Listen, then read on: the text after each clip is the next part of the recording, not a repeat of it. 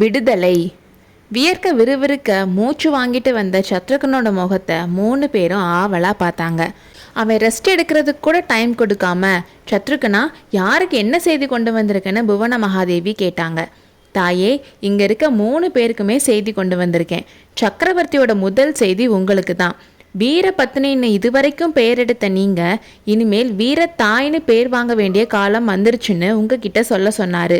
8 மாதத்துக்கு முன்னாடி எப்படி உற்சாகமாக சக்கரவர்த்தியை போருக்கு அனுப்பி வச்ச மாதிரி இன்னைக்கு உங்கள் மகனை அனுப்பி வைக்க வேண்டிய நேரம் வந்துருச்சுன்னு சொல்ல சொன்னார்னு சத்ருக்னன் சொன்னான். சொல்ல முடியாத உணர்ச்சி வர உடம்பெல்லாம் சிலிர்க்க நரசிம்மர் ஓடி போய் அவர் அம்மாவோட காலை தொட்டு கும்பிட்டாரு. அம்மா, அப்பாவோட ஆசையை நிறைவேற்றுவீங்களா? அவர் எனக்கு கொடுத்த விடுதலையை நீங்களும் எனக்கு கொடுப்பீங்களான்னு கேட்டாரு. கொஞ்சம் பொறுக்குழந்தாய், செய்தியை முழுசாக கேட்போன்னு சொன்னாங்க. உடனே மாமல்லர் சத்ருகனை பார்த்து, சத்ருக்னா, எனக்கு என்ன செய்தி கொண்டு வந்திருக்கேன்னு கேட்டாரு. நல்ல செய்தி தான் பிரபு, நீங்கள் விரும்பின செய்தி தான். நன்றி கெட்ட துர்விநீதனுக்கு நல்ல பாடம் புகட்ட சொல்லி அனுப்பியிருக்காரு. கல்லுக்குன்றத்தில் இருக்க படையோடு நீங்கள் கிளம்பி துர்விநீதன் காஞ்சிக்கு வர்றதுக்கு முன்னாடி அவன் படையை துவம்சம் பண்ண சொல்லி அனுப்பியிருக்காரு. நரசிம்மர் சந்தோஷத்தில் இதெல்லாம் நம்ப முடியாமல் சத்ருகனன் கிட்ட போய், சத்ருக்னா, இதெல்லாம் உண்மைதானே? நான் கனவு காணலையே, நிஜமாவே சக்கரவர்த்தி என்ன கங்க நாட்டுக்கு படையோடு போக சொன்னாரான்னு கேட்டாரு. ஆமாம் பிரபு, இதெல்லாம் உண்மைதான். இதோ விடைவேல் விடுகும் கொடுத்து அனுப்பியிருக்காருன்னு ஒரு ஓலையை எடுத்து சத்ருகனன் மாமல்லர்கிட்ட கொடுத்தான். பல்லவ குலத்தோட சின்னங்களான விடையும் வேலும் பொறிச்ச ஓலையை படிக்கிறப்போ சந்தோஷத்தில் துள்ளி குதிச்சாரு மாமல்லர். ஆனால் அந்த ஓலையில் கடைசியாக சத்ருகனன் கிட்ட ஏதோ சொல்லி அனுப்பியிருக்கிறதா முடிச்சிருந்தாரு சக்கரவர்த்தி. சத்ருக்னா, உன்கிட்ட ஏதோ சொல்லி அனுப்பியிருக்கிறதா அப்பா எழுதியிருக்காரே, அது என்னன்னு கேட்டாரு. ஆமாம் பிரபு, ராஜ்யத்துக்கு எவ்வளோ கஷ்டம் இருந்தாலும் பல்லவ நாட்டோட கலைச்செல்வத்தை பாதுகாக்கிற பொறுப்பையும் சக்கரவர்த்தி மறந்துடலை.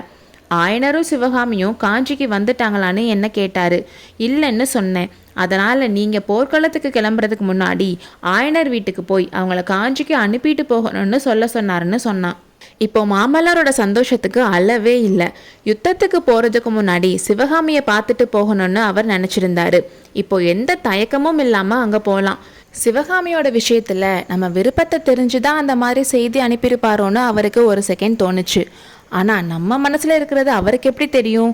ஒருவேளை நம்ம நண்பர் பரஞ்சோதி சொல்லி அனுப்பியிருப்பாரோ?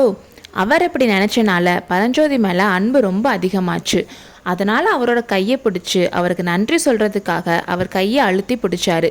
ஆனால் பரஞ்சோதிக்கு ஒன்றுமே புரியலை.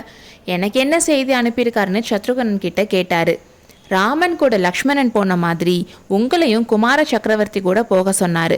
சீக்கிரமே சக்கரவர்த்தியே வந்து காஞ்சி கோட்டையோட பாதுகாப்பை பார்த்துக்கிறாரான்னு சொன்னான். என்னோட நண்பனும் என் கூட வராரான்னு சந்தோஷத்தில் பரஞ்சோதியை போய் கட்டி பிடிச்சிக்கிட்டாரு மாமல்லர். அப்புறம் அவங்க அம்மா கிட்டையும் ஆசீர்வாதம் வாங்கினாங்க.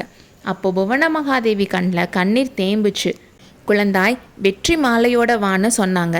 அம்மா, ஆயனரும் சிவகாமியும் பற்றி அப்பா சொல்லி அனுப்பினதை கேட்டீங்கல்ல? நான் அவங்கள காஞ்சிக்கு அனுப்பிட்டு போர்க்களம் போகிறேன்னு சொன்னார். அப்படியே செய்யு புவன மகாதேவியும் சொன்னாங்க. சிவகாமி இங்கே இருக்கிறப்போ அவளை உங்கள் மருமக மாதிரி பார்த்துக்கங்க. மருமகள் மாதிரியா? முடியவே முடியாது. அம்மா இல்லாத அந்த பொண்ணை நான் என்னோட சொந்த மகளாகவே பார்த்துக்கிறேன்னு சொன்னாங்க. இல்லைம்மா, நீங்கள் மருமக மாதிரி பார்த்துக்கிட்டாலே போதும்னு புன்னகையோட சொன்னார். ஏன் அப்படி சொல்கிற? மகளை போல பார்த்துக்கிறேன்னு சொன்னதை ஏன் வேணான்னு சொல்கிற? ஒருவேளை அப்படின்னு சொல்லிட்டு பரஞ்சோதியை பார்த்தாங்க. உடனே அவங்க முகத்தில் சந்தோஷம் வந்துச்சு. ஓஹோ, புரிஞ்சிச்சு. ஆயனர்கிட்ட சிற்பம் கற்றுக்க வந்த பரஞ்சோதி கடைசியில் ஆயனரோட சிற்ப வடிவத்தையே கொள்ளையடிக்க பார்க்குறானான்னு சொன்னாங்க. மாமல்லரும் பரஞ்சோதி 2 பேருக்குமே இதை கேட்டு ஒரு மாதிரி ஆயிட்டாங்க. இருக்கட்டும் அம்மா, தாமதிக்க நேரம் இல்லை, நாங்கள் கிளம்புறோம், விடை கொடுங்கன்னு சொன்னார். சத்ருகனன் காஞ்சிக்கு வந்த 1 மணி நேரத்துக்குள்ளேயே குமார சக்கரவர்த்தியும் பரஞ்சோதியும் கோட்டையோட வடக்கு வாசல் வழியாக கிளம்புனாங்க. திருக்கழுக்குன்றம் போய் அங்கே இருந்த படைகள் கிட்ட அடுத்த நாள் காலையில் கிளம்புறதுக்கு ரெடியாக இருக்க சொல்லிட்டு ஆயனர் வீட்டுக்கு கிளம்புனாங்க. அவங்க பின்னாடி ஒரு சின்ன குதிரைப்படையும் போச்சு. போகிறப்போ சிவகாமி கிட்ட இப்படி பேசணும், இதெல்லாம் சொல்லணும்னு மனசுக்குள்ளேயே நினச்சிட்டு ஆசையாக போனார். காட்டில் இருந்த ஆயனர் வீட்டுக்கு போனதும் அவரோட ஆசையெல்லாம் சுக்கு நூறாக செதறிச்சு. வீட்டு கதவுல பெரிய பூட்டு போட்டு பூட்டியிருந்துச்சு. வீட்டிற்குள்ளேயும் வெளியிலும் பூரண நிசப்தம் குடிகொண்டிருந்தது. அடுத்த அத்தியாயத்தில் சந்திப்போம்.